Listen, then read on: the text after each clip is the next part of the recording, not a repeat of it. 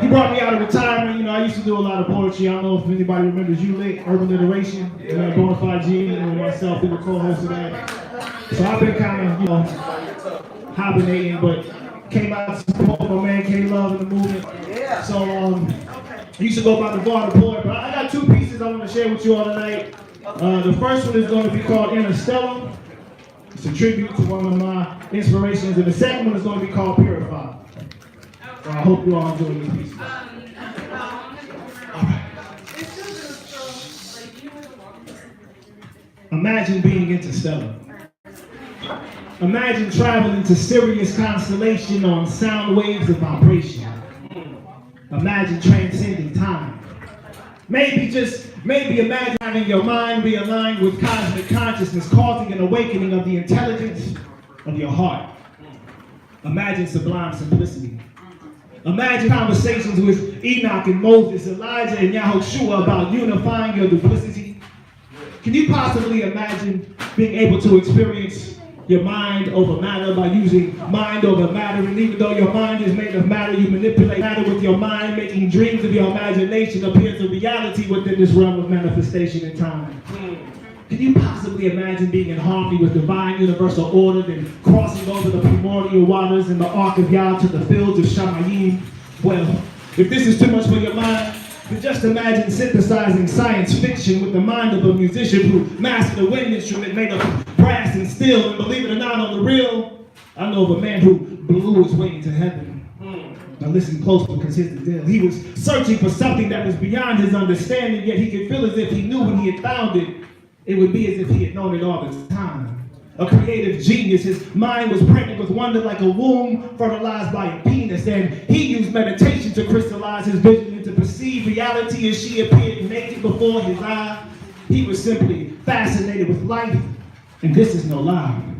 With the sound like lightning strikes and claps of thunder, he was accompanied by his wife and band of instrumentalists on a journey out of absolute obscurity. Commencing on his sojourn out of obscurity, he knew for a surety that somewhere, sometime along the line, he would meet with reality. So while he treaded his course, he embarked on narrow paths, both inspiring and alienating souls along the way. Yet despite whatever way that he was to sway the masses, he kept the direction towards his destination well in focus, because he was conscious of the magnum opus. You see, he was an initiate in the science of sound, an adept in the knowledge of higher frequencies. He even had a pharaoh as a disciple whom he instructed in the art of channeling the impulsive inspirations inspired directly from the cosmic consciousness that he was consciously seeking while searching the depths of his soul. Devoted to consciousness, he zealously promoted consciousness. He took hold of consciousness, and when he simply breathed, he left minds astounded, spiritually grounded. He had the artistic ability to be in one place at one time, yet envelop his entire audience and have them completely surrounded. Plus, the legacy to this day has still not been amounted, because the energy he sent through the ripples of time space are still reverberating and traveling with miles. Many people wondered if this man was from outer space, some visitor from outer space occupying a place before man's and woman's face, and with grace offered them glimpses and a taste of what interstellar space may be like in all actuality. While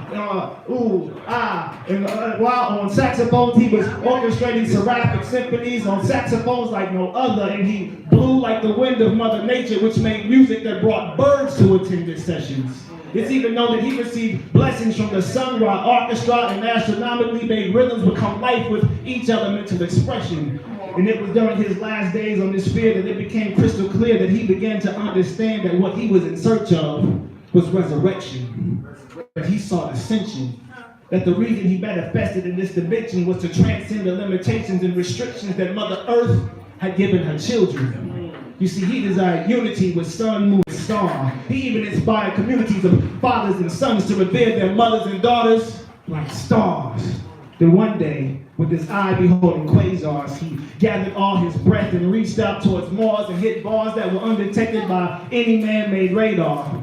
And it's been said that with his last exhalation, John Coltrane blew his way into heaven when he was met on his path by the kiss of Yah and became interstellar.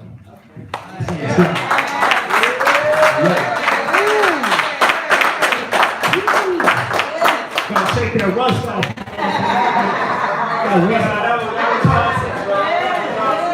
Man, again, thank you for the opportunity. So this last one I want to share is just self-reflective. Like I said, it's called Purify. I hope you all enjoy this one too. Purify. I see light, I need light, I be light, I am light. I see light, I need light, I be light, I am light. I see light, I need light, I be light, I am light. My spirit flies when I meditate, and consciousness medicates my whole soul, which gravitates my body towards righteousness like light attracted to a black hole. But at times I get distracted and act with vain intentions as I'm overcome by subconscious habits and precious energy gets scattered that leaves my mind off the path into distorted dimensions. And like being at a school for prophets for disturbing classes on intuition, I'm being made to pay attention to my vision by the principle and see that my heavens need a correction for a resurrection of a pure mentality to attain immortality, which in essence is simple. But in order to achieve perfection on earth, I've learned that first I need to purge my temple of carnality and stop living in the world of fallacy and come to reality. Because if I'm actually ever to break free from the matrix like Neo, then I need to understand the law of causality that exists between Mr. Cosmos and Miss Geo. And I'm tired of feeling trapped in space and time like the signs between Virgo and Leo for being selfish and holding on to my ego, especially when I know that to every effect, there is a reason. Like this earth tilted 23 degrees on its axis is why the planet experiences 4 seasons. So please forgive me, Heavenly Father, because I have sinned. And I realize that it's treason to go against the voice which comes from within, because I've been hard-hearted, listening to Mark and doing it over again and again. But I can't wait for that day when one day it'll all make sense. Because then I'll realize that it will allow for the king to protect me from the 4 winds, which are written upon by those 4 horsemen. And I know that I'll have fewer cohorts when I extend. And my whole goal is to transcend the world and return to the source. So with the Most High inside of I seek the course to pay the toll to converse with the force that governs the entire universe. But I can't lie, because as a child, I noticed the lunar first and grew a thirst for the darkness and developed with a deficient sense of discernment until I learned just how cold the dark gets in the dark pit, which is why now in dark I sit and meditate until the solar fire within is lit and I can decipher that ancient written holy script written on the tablet of my heart. But first, I gotta purify to become one with the Most High and let my third eye shine like the sun and illuminate the entire sky. I said I need to purify to become one with the Most High and let my third eye shine like the sun and illuminate the entire sky. Ready? Check this one out.